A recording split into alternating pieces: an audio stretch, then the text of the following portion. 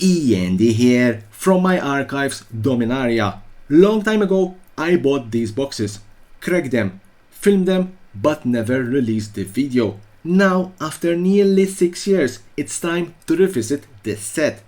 Dominaria is the set that first featured enchantment sagas designed by the father of Magic the Gathering himself, Richard Garfield.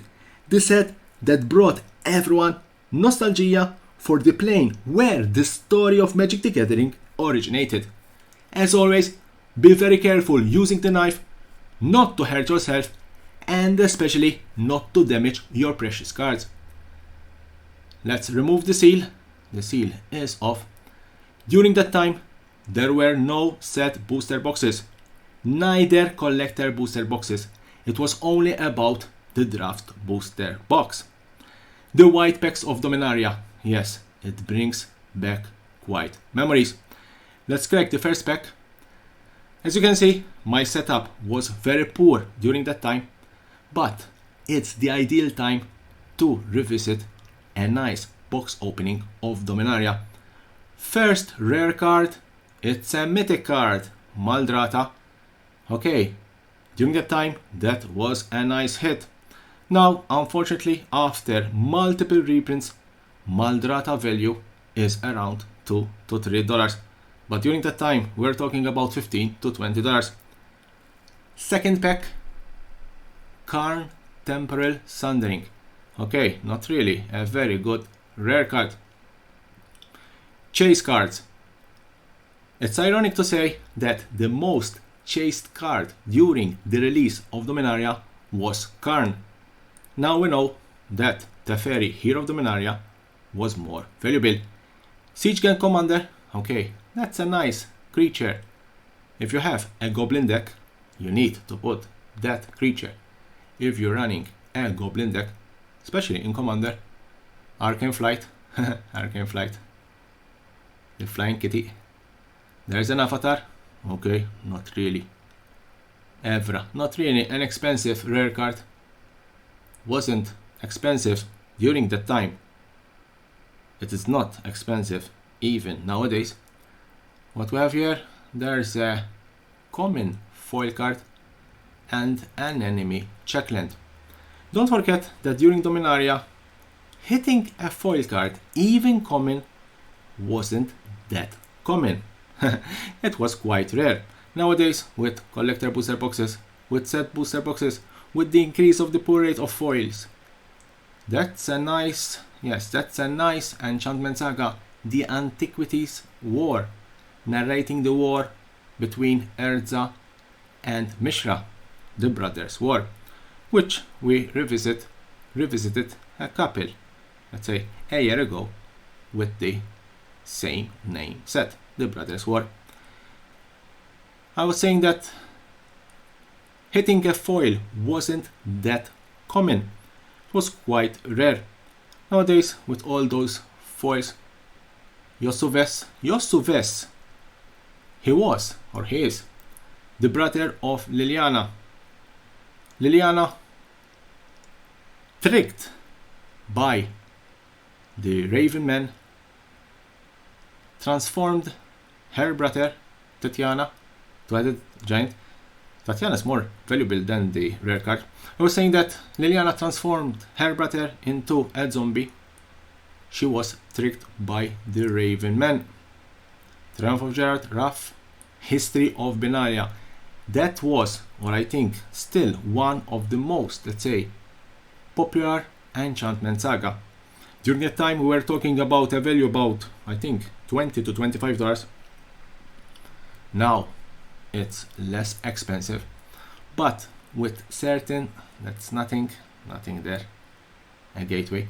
Now, with certain spells that have synergy with enchantments,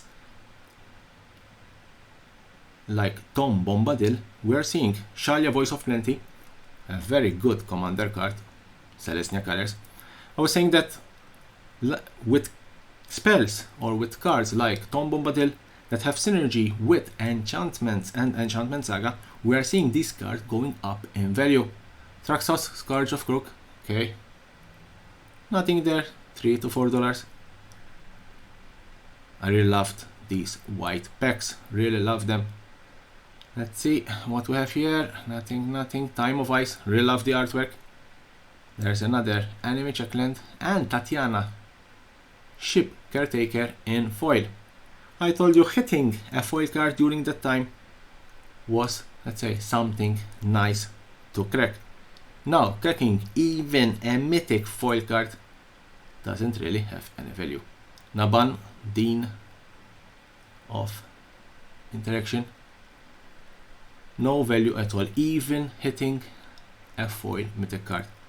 Unless you hit a serialized card, Dread Shadow, Dread Shade. Unless you hit a serialized card or, let's say, a mythic showcase or borderless in foil, textured foil, those are the only foil cards that have value. Torgar, familiar, very, very good card, especially in limited. Pre-release hitting that card was quite good in a pre-release, even draft. There's the first eruption. The first eruption. There were a couple of memes regarding that card during that time. Okay, I will leave your imagination, but there were a couple of memes. Okay, what we have in this pack? What we have? Damping Sphere. That was one, if not the most valuable uncommon card you could pull from Dominaria. Damping Sphere. Probably more valuable than the rare card. Okay, what we have here? The Eldest Reborn. Nothing. Progenitus Field. And there was a nice foil Torgar. Okay. Not a mythic, it was a rare card. Usually these boxes had only one foil rare or mythic. Very rarely you could pull, let's say, another Goblin Chair Wheeler. Very rarely you could pull another foil rare or mythic. Goblin Chain Wheeler, it's part of a particular cycle. 3 white, 3 blue, 3 red, 3 black and 3 green. I believe Goblin Chain Wheeler was the most expensive out of the cycle. Jorah, Weatherlight Captain in mythic, not an expensive mythic card. I believe recently it was also downgraded to rare, so you can imagine how valuable that card was during that time. No value at all. That's a nice artwork. Yakmot File Offering. Nice artwork by a controversial artist.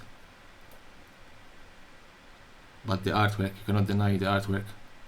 Noah Bradley.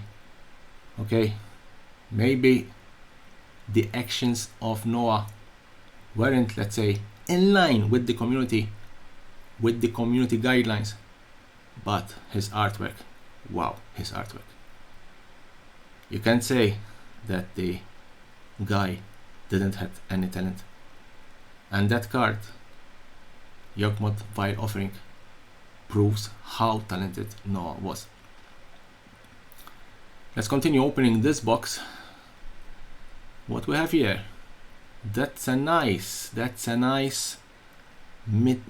foil rare card. That's a nice foil rare card.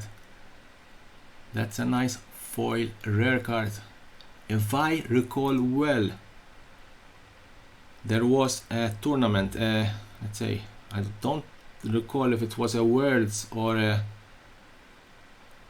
Gen Con tournament, but one of the major tournaments, it was won thanks to that card. It was a mono blue control, if I recall well. I don't remember who won. I don't remember the champion. But it was a mono blue control. Very, very strong deck. Extremely strong deck. Extremely controlled deck. Counters versus counters. If I recall well, I think the final was between. There's the Benelish Marshall. The white creature. If I recall well, I think it was mono blue control versus mono blue control. Jaya Inferno, if I recall well. And it was like, I cast the spell, I counter your counter, I counter your counter, that counters my counter. Was really, there's Dragas, also Darigas, reincarnated, a nice legendary creature dragon, also not a very, very expensive one, but it was a nice hit, a legendary dragon. Who doesn't love dragons? I was saying it was a final between two mono blue decks, control, countering everything. Honestly, it's boring. I'm not a big fan of blue control decks. Not a big fan. I understand their power.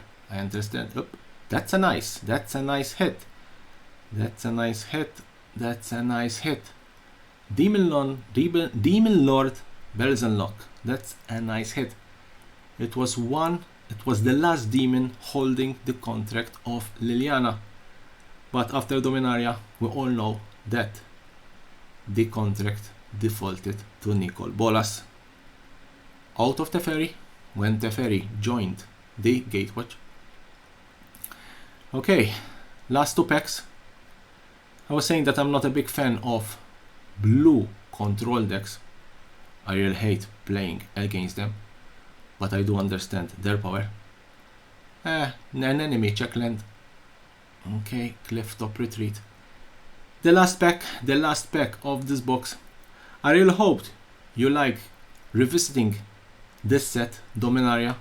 Told you, it was released nearly 6 years ago. Time passes so fast. So the last rare is Squee, the Immortal. Okay, wasn't a bad box. Unfortunately, no Karn, no Teferi, but we had History of Benalia, Maldrata, and Demon Lord Belzenlock. Don't forget to subscribe to my channel for more and more interesting videos about Magic the Gathering and the collectible world.